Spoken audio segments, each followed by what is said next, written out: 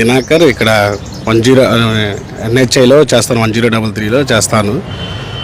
ఆ రోజు మేము సేఫ్టీ మీటింగ్ జరుగుతుంది. మేము 9:30కు వచ్చాము. ఆ రోజు నేను ఆఫ్టర్నూన్ షిఫ్ట్ ఆ డ్యూటీ మీటింగ్లోనే ఆఫ్టర్నూన్ షిఫ్ట్ ఛార్జ్ తీసుకున్నప్పుడు 3:52కి నాకు కంట్రోల్ రూమ్ నుంచి నాకు ఫోన్ వచ్చింది. రోడ్ ట్రాఫిక్ యాక్సిడెంట్ కేసు అయితే మాకు ఫోన్లు వస్తాయి.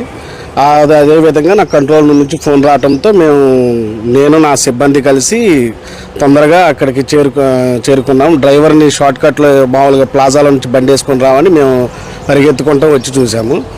అంతలో మేము చేరుకునేసరికి ఆ విక్టిమ్ బండి మీద ఆల్రెడీ వెళ్ళటానికి రెడీగా ఉన్నాడు. రెడీగా ఉండటంతో ఏమైందని చెప్పేసి మేము ఓవరాల్గా చెక్ చేస్తే విక్టిమ్ కండిషన్ వచ్చేసి స్టేబుల్గా లేడు, బండి ఆపుకోలేని పరిస్థితుల్లో ఉన్నాడు. తర్వాత మేము దగ్గరికి వెళ్ళి మాస్క్ తీయండి, ఒకసారి హెల్మెట్ తీయండి, ఏమైనా జరిగింది అని చూస్తే అప్పుడు నేను అబ్జర్వ్ చేసింది ఏంటంటే రైట్ హ్యాండ్ సైడు యాబ్రేషన్ పడి అది ఆల్రెడీ డ్రై అయిపోయి ఉంది. దాన్ని గీసుకుపోవటం వల్ల నేను అసిస్టెంట్ని ట్రే తీసుకొని ఒకసారి చెక్ చేద్దామని బెటాడిన్ హైడ్రోజన్ పెరాక్సైడ్ దాన్ని క్లీన్ చేసి ఆ యాబ్రేషన్ తప్ప ఇక వేరేది ఏమీ లేదు. లేకపోవడంతో అతను స్టేబుల్నెస్ లేకపోవడంతో మేము నలుగురు గేట్ లైన్ అటెండర్ కూడా కలిపి మేము రిక్వెస్ట్ చేసాం, కూర్చోండి, తర్వాత వెళ్తే కానీ రెస్ట్ తీసుకోండి, మాకు టోల్గేట్కి సంబంధించిన రెస్ట్ రూమ్స్ ఉంటాయి, ఆ రెస్ట్ రూమ్స్లో రెస్ట్ తీసుకోండి, కొంచెం టైం తీసుకొని వెళ్ళండి అని మేము రిక్వెస్ట్ చేసాము. అయినా కానీ వినుకోకుండా వెళ్తానని మనకు థమ్స్అప్ సింబల్ లాగా చేయి చూపించి మాకు వెళ్ళి స్మైల్ చేయించాడు. అప్పుడు కూడా మా దగ్గర ఉన్నంతసేపు కూడా మాస్క్ కానీ హెల్మెట్ కానీ తీయలేదు.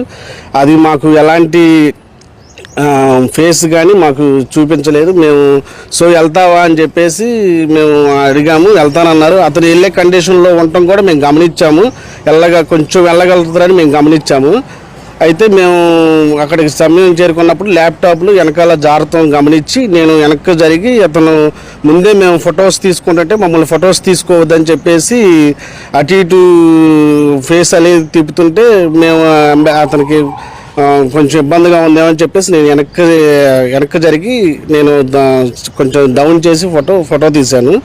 ఆ ల్యాప్టాప్ ప్రూఫ్ కోసం మళ్ళీ ఎక్కడ పడితే మీరే కదా వెళ్ళింది, ఇక్కడ పడ్డాయి కదా, పడ్డ చోట పోయిన తర్వాత అతను మళ్ళీ తర్వాత వచ్చి కంప్లైంట్ ఇస్తాడేమో అని చెప్పేసి బయలుదేరేటప్పుడు అతను బిలాంగింగ్స్ అతనికి ఉన్నాయని చెప్పేసి ప్రూఫ్ కోసం నేను ఒక ఫోటో తీసుకున్నాను.